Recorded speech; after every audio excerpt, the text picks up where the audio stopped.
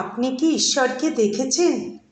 এই একটিমাত্র প্রশ্ন, কিন্তু এই প্রশ্নই বদলে দিয়েছিল ভারতের আধ্যাত্মিক ইতিহাসের এক গুরুত্বপূর্ণ অধ্যায়।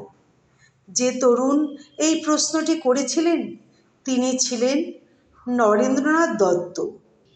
তীক্ষ্ণ বুদ্ধি, যুক্তিবাদী মন, নির্ভীক স্বভাব এবং সত্যকে জানার অদম্য আকাঙ্ক্ষা ছিল তার চরিত্রের প্রধান বৈশিষ্ট্য। তিনি কোনো কথা শুধু শুনে বিশ্বাস করতেন না। তার কাছে সত্য মানে ছিল প্রত্যক্ষ উপলব্ধি। সেই সময় কলকাতার শিক্ষিত সমাজে পাশ্চাত্য দর্শন, বিজ্ঞান ও যুক্তিবাদের প্রবল প্রভাব। নরেন্দ্রনাথ দত্ত সেই ধারারই এক উজ্জ্বল প্রতিনিধি। ধর্মের নামে অন্ধবিশ্বাস বা আবেগকে তিনি সহজে মেনে নিতে পারতেন না। তাই বহু জ্ঞানী পণ্ডিত ব্যক্তিদের কাছে তিনি একটাই প্রশ্ন নিয়ে গিয়েছিলেন, আপনি কি ঈশ্বরকে দেখেছেন? কিন্তু কেউ তাকে সন্তোষজনকভাবে উত্তর দিতে পারেনি। অবশেষে তিনি একদিন পৌঁছলেন দক্ষিণেশ্বরে। সেখানে এক সরল অনাড়ম্বর সাধকের সঙ্গে দেখা হলো। তিনি হলেন ঠাকুর শ্রী রামকৃষ্ণ পরমহংসদেব। প্রথম সাক্ষাতেই নরেন সরাসরি প্রশ্ন করলেন, ঠাকুর, আপনি কি ঈশ্বর দেখেছেন? শ্রীরামকৃষ্ণ এক মুহূর্ত দেরি করলেন না।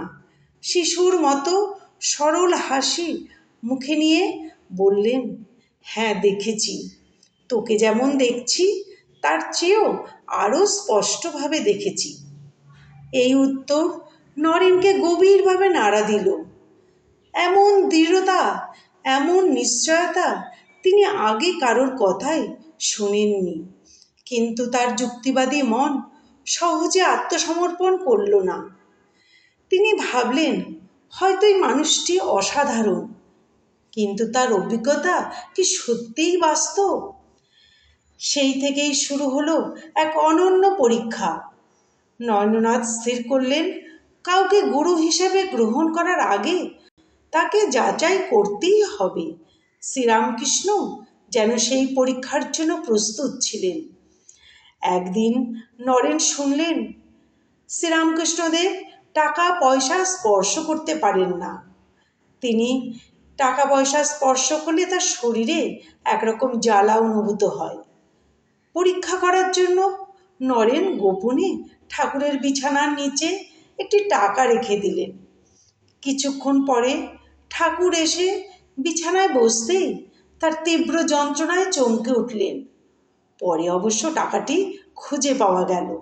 নরেন লজ্জিত হয়ে পড়লেন, কিন্তু রামকৃষ্ণদেব রাগ করলেন না, বরং স্নেহ ভরে বললেন, খুব ভালো করেছিস। যাচাই না করে কাউকে বিশ্বাস করা উচিত নয়। কিন্তু এই উত্তর নরেনকে আরও বিস্মিত করল, কারণ সাধারণ মানুষ প্রশ্ন পছন্দ করে না। কিন্তু দক্ষিণেশ্বরের এই সাধক তার প্রশ্ন, সংশয় ও যুক্তিকে সম্মান করতেন। নরেন কখনো মূর্তি পূজার সমালোচনা করতেন, কখনো ঠাকুরের ভাবাবেশকে কল্পনা বলে উড়িয়ে দিতেন। কিন্তু ঠাকুর শ্রীরামকৃষ্ণদেব কখনো বিরক্ত হতেন না, বরং আরও বেশি স্নেহ দিয়ে তাকে কাছে টেনে নিতেন। ধীরে ধীরে নরেন উপলব্ধি করতে লাগলেন, এই ভালোবাসার মধ্যে কোনো স্বার্থ নেই। সংসারে মানুষ ভালোবাসার বিনিময়ে কিছু না কিছু প্রত্যাশা করে, কিন্তু ঠাকুর শ্রীরামকৃষ্ণের ভালোবাসা ছিল নিঃশর্ত। কখনো কখনো নরেন বহুদিন না এলে তিনি শিশুর মতো ব্যাকুল হয়ে পড়তেন। এরপর ঘটল এমন এক ঘটনা যা নরেনের যুক্তিবাদী মনকে গভীরভাবে আলোড়িত করল। একদিন দক্ষিণেশ্বরে বসে আছে নরেন। হঠাৎ শ্রীরামকৃষ্ণ তার কাছে এসে আলতো করে তার পা নরেনের বুকে স্পর্শ করলেন। মুহূর্তের মধ্যে নরেন অনুভব করলেন চারপাশের দৃশ্যমান জগৎ যেন বিলীন হয়ে যাচ্ছে।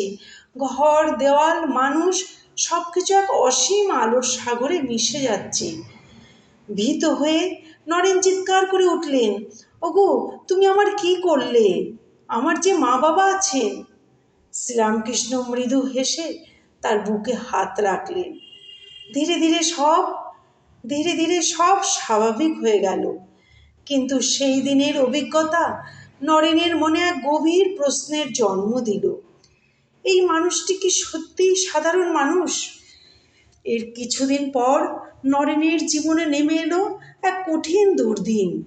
তার পিতার আকস্মিক মৃত্যুর পর পরিবার চরম আর্থিক সংকটে পড়ে গেল।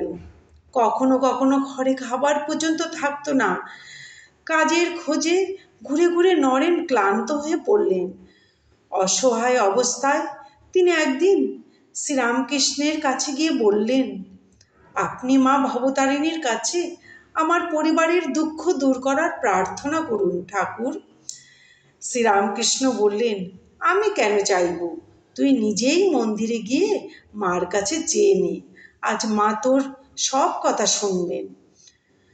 এরপর নরেন ধীরে ধীরে মন্দিরে গেলেন, কিন্তু দেবীর সামনে দাঁড়িয়ে তিনি সংসারের কথা ভুলে গেলেন। তার মুখ থেকে বেরিয়ে এলো অন্য প্রার্থনা, মা আমাকে জ্ঞান দাও, ভক্তি দাও, বিবেক দাও, বৈরাগ্য দাও। ফিরে এসে ঠাকুরের সামনে দাঁড়াতেই শ্রীরামকৃষ্ণদেব জিজ্ঞাসা করলেন, সংসারের জন্য কিছু চেয়েছিস?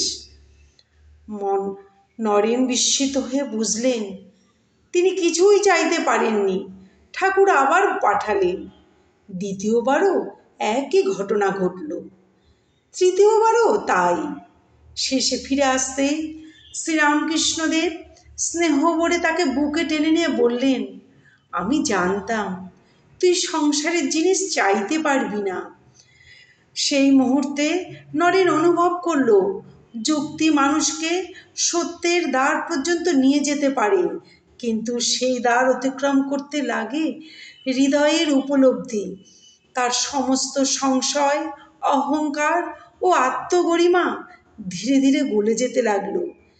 নরেন বুঝতে পারলেন, যাকে এতদিন পরীক্ষা করছেন তিনি কোনো সাধারণ সাধক নন, তিনি তার জীবনের পথপ্রদর্শক, তিনিই তার একমাত্র গুরু। এরপর থেকে নরেন্দ্রনাথের জীবনে শুরু হলো এক নতুন অধ্যায়। তবুও শ্রীরামকৃষ্ণের জীবনের শেষ দিন পর্যন্ত নরেনের মনে কখনো কখনো যুক্তির ক্ষীণ প্রশ্ন জেগে উঠত। একদিন গুরুতর হয়ে অসুস্থ অবস্থায় শয্যাশায়ী শ্রীরামকৃষ্ণের দিকে তাকিয়ে নরেনের মনে প্রশ্ন এলো, ইনি কি সত্যিই অবতার? ঠিক তখনই শ্রীরামকৃষ্ণ নরেনের মনের সব কথা উপলব্ধি করলেন।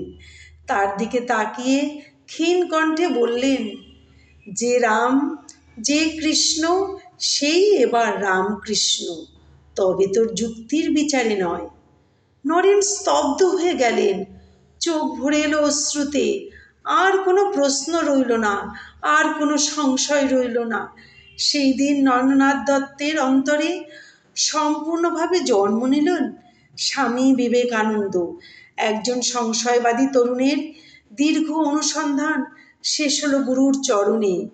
যুক্তির পথ ধরে চলতে চলতে তিনি পৌঁছে গেলেন উপলব্ধির জগতে।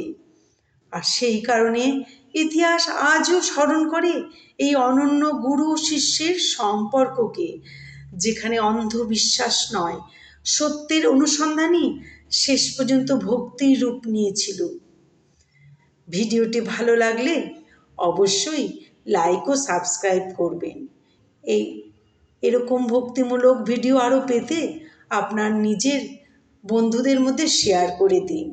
আর সামান্য যদি আপনার হৃদয় স্পর্শ করে থাকে তাহলে কমেন্টে লিখুন, জয় ঠাকুর, জয় শ্রীকৃষ্ণ। সবাই ভালো থাকবেন, সুস্থ থাকবেন। ধন্যবাদ, নমস্কার।